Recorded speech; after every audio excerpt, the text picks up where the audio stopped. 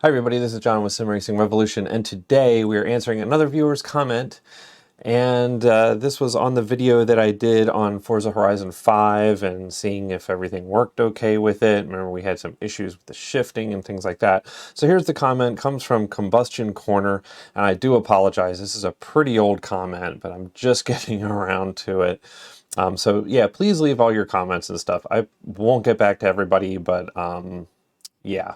So here we go. Here's Combustion Corner's comment. Have you tested Forza Horizon 5 again lately to see if its shifting works now? They have addressed a few issues with software updates. I am thinking of upgrading from my CSW 2.5 to this for use with GT7 and continuing to use it with Forza Horizon 5. Great question. Thank you so much. I have been meaning to get back to this game and testing this wheel with it. For those that haven't seen that video before, this is the wheel rim that we are talking about. Mainly what we're talking about is the endurance module, the Podium endurance module, which is this module right here. This is the wheel rim. And then, of course, the way I have it configured is I have the, if you guys can see that, this hub here is the Xbox, compatible with Xbox. So the reason I went for that is because my wheelbase is the Podium DD1 F1 for PS4. So, you know, it's designed to work for PS4, PS5, PC, and with compatible rims, it'll work on Xbox as well. And that's pretty much how all of the Fanatec bases work. If the rim supports it, the PS5, then it should work. So that is why I ended up going with this hub instead of the Podium hub, because I wanted it to work with the PS5 or with the Xbox. So that's where we're at. So let's try to get this mounted and turn it on and see if anything has changed in Forza Horizon 5. There has been a bunch of updates to Forza Horizon 5 since I made the video. And so what we're going to do is let's mount this onto our wheelbase. This is exactly the same rim as I had before that I tested with. So we have it mounted up. Pretty solid on there.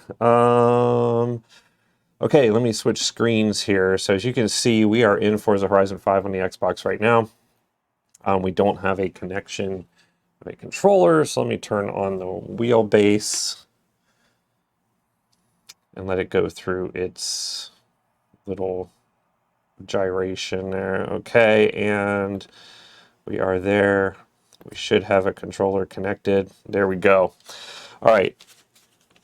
So I know it's connected because the hub is Xbox compatible. So it's reading the hub at this point and saying, yes, I have a compatible controller, which is cool. So it's going through the hub. The hub is connected to the button module, to the Podium Endurance button module. So that's cool. And all of the buttons in here work. So if I go back, I can hit a button on the button module and it'll go back. I can hit another button, take us to the menu. Now all these buttons aren't really laid out for us to really know what they do. But the big thing that we're trying to figure out is, does the shifting work? The shifters are connected to the hub, to the Xbox hub.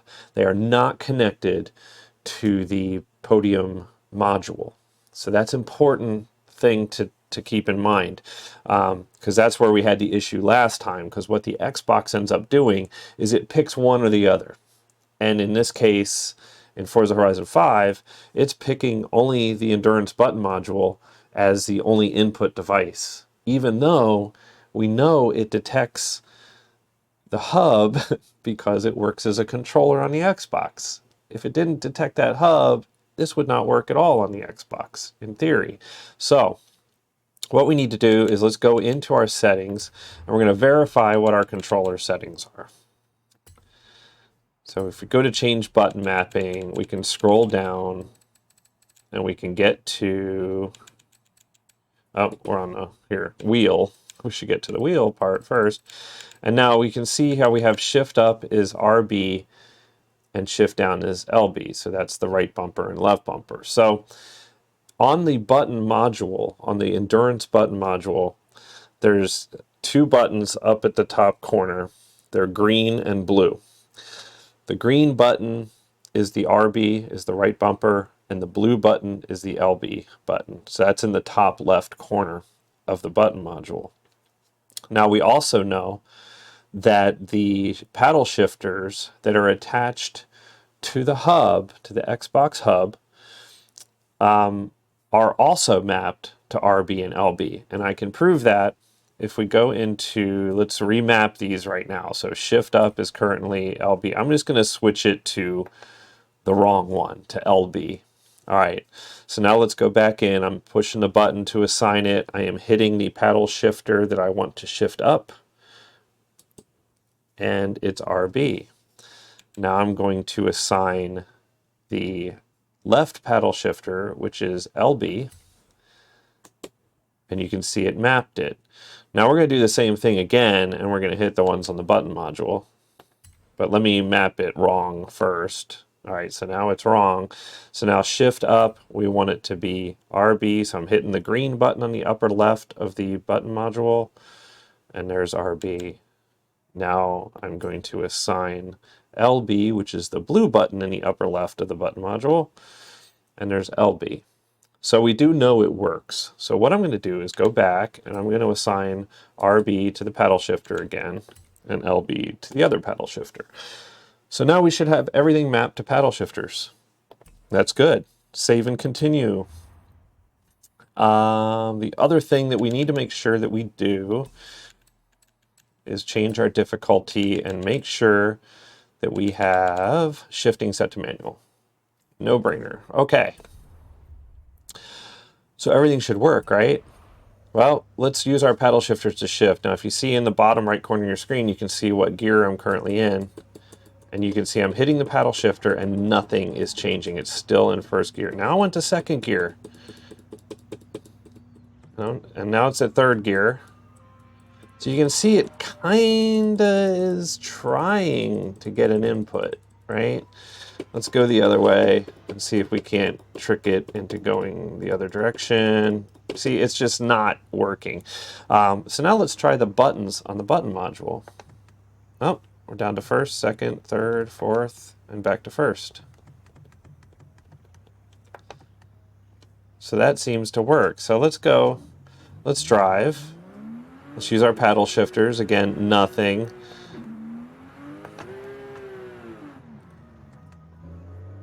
So now let's do this again. Now we're using the buttons on the button module. And then we can downshift. Now we're just using the buttons on the button module. Nothing is happening with the paddle shifters at all. Now, let's test something else out. Let's take the button module out of the whole situation. And we can do that right now on the fly. So if we spin the wheel all the way around, there is a USB Type-C connection that goes from the button module to the hub. We can just disconnect that. I'm going to do that right now. And boom, it's disconnected. And now what we're going to do is try the same thing. Now you can see the button module, as I'm hitting the buttons, nothing is happening on the gear shift. It's completely disabled. Nothing. So now let's go ahead and drive. And let's use our paddle shifters now. Works just fine.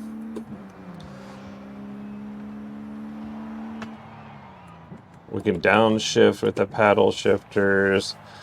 We can do everything that we want if we take the endurance button module out of the situation completely. So what is happening here is the Xbox is detecting the Podium button module as its controller. It's using the hub to authenticate that says, hey, I have a compatible Xbox controller that I can use, but it's using the Podium module as its controller and only its controller for shifting and doing the menus and all that stuff. So as soon as we disconnect it, it defaults back to the hub, and now the hub is the main controller. So, you know, guys, I don't write the software, but that's how this is working. Now, other games, like, you know, don't work that way. They actually work properly. So I'm not sure what the deal is, but also the button module, none of the lights do work on there. So the shift lights don't work, and the display doesn't work to show what gear you're in or the miles per hour or anything like that. So RPMs, none of that stuff is displayed. So all you're really getting with the button module is the buttons and all that, and the funky switch and all that kind of stuff. So, you know, it's just really this game that's a huge issue. So, I mean, I guess the solution would be just to disconnect this, or even to create another RIM with just the Xbox module or hub, and take the hub or the module off altogether. And then you can just use the buttons that come with the Xbox hub instead, and try to map those around the way you want. That would work just fine as well. So there are some options that you can do, but the endurance module is cool. So it's hard. It's really hard to say, you know, to give an explanation. But you know, if you want to do this game with the endurance module, then you know you're going to have to get. The only thing I think might work is if you get the Podium hub. Well, you can't even do that because then it won't work on Xbox. So I'm not sure what the workaround on this would be if you want to use this hub or this button module. I would say you're kind of out of luck with this game. So anyway, we'll be right back to wrap all this up in just a minute. Okay, everybody, and welcome back. So unfortunately, this RIM just does not do, you know, the way I have my RIM configured to work with the Xbox and have this Podium endurance module installed, just doesn't work for Forza Horizon 5 the way it's supposed to, or the way it should. It's unfortunate, but I mean, like I said, you can bypass this by just unplugging. Maybe I can get it on there. There's this, goes from the module into the hub right here. And yeah, that's how you connect it up. So if you just pull that out, then you can use the paddle shifters just fine. The only issue is the way the module sits on the hub. You can see that some of your buttons are kind of cut off by that lip there. So it's very hard then to control your Xbox with this. But, you know, a solution is you can always have, you know, another controller handy. When you're done racing, you can just go back out. Because really the hub doesn't give you any additional information other than just the buttons. The display does not work. The shift lights don't work in that game. So you're not gaining a whole lot with this button module in Forza Horizon 5. And actually, you're probably just better off with just the hub. And if you just do the hub with this, you know, with the RIM here, and then put the buttons on that come with the hub, then you can have probably a better experience in Forza Horizon 5. So if that's your game and you want a wheel just to support that game, then I would do this exact setup here and get rid of the module. Don't buy the module, just get everything else, and you'd be good to go.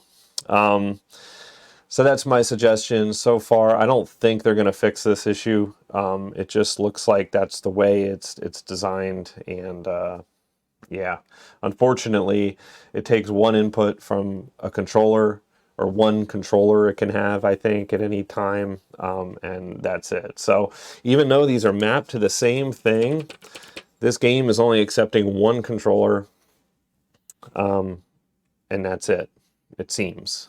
So, you know, which is weird because the pedals work just fine, but, you know, go figure. I don't know. Yeah. So that's it, guys. So sorry, it still works exactly the same as it did before. So anyway, thanks a lot for watching, and thanks for the question. Keep the questions coming. Maybe I'll do a series on this where I answer users' questions and try to make some sense of it and try to answer it intelligently. So if this is helpful, let me know in the comments below. If you'd like me to do more videos like this where I kind of highlight some viewers' comments and try to answer them on a video like this, let me know. So thanks again. This is John at Sim Racing Revolution. Take care, keep sim racing, and we'll talk to you next time. Bye-bye.